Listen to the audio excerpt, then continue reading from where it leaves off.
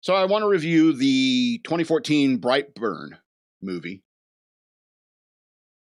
I'm going to say this right off the bat, EK. This is not EK approved. Not an EK friendly movie. I'm not going to talk about the plot a whole lot. I will touch on some general themes. Now, first of all, I wish DC Comics had signed off on this and it was an Elseworlds story starring Clark Kent / Superman.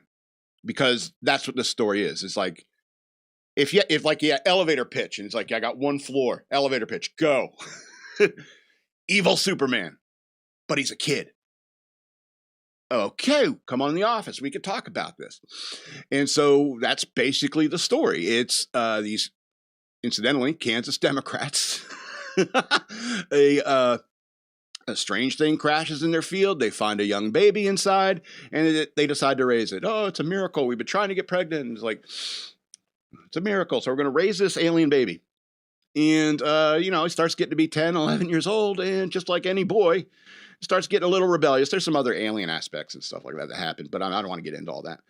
And so it kind of like makes you rethink the whole struggle of Ma and Pa Kent. Okay.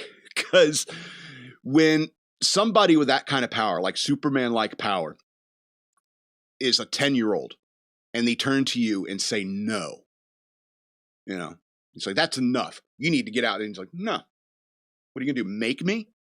And you guys start getting this rebellious preteen Superman on your hands, and he is creepy. He is incredibly powerful and eventually lethal. And so, like I said, I don't want to give all the details away because you should enjoy this on your own because I found it to be refreshing. And so I think I was talking about a week ago or 2 weeks ago about Superman getting pissed off and I've had enough, and just start poking his finger into the foreheads of everyone he sees. I'm sick of everybody here. I'm better than everybody here. And that's kind of the concept of an evil Superman. Is he looks around the world and doesn't see it through Ma and Pa Kent's eyes, because Ma and Pa Kent raised Superman right.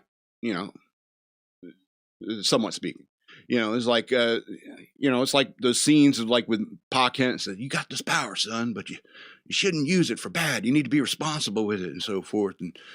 And Superman, Clark Kent just says, yes, sir. Yes, sir. I know you're right. I know you're right. But in this story, it's all these weak little flesh bags around me. Why would I care about any of them? I could friggin' fly. I have heat vision,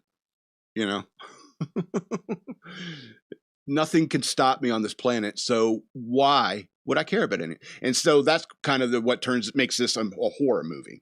So if I had to give it a star rating, but I always do, I have to.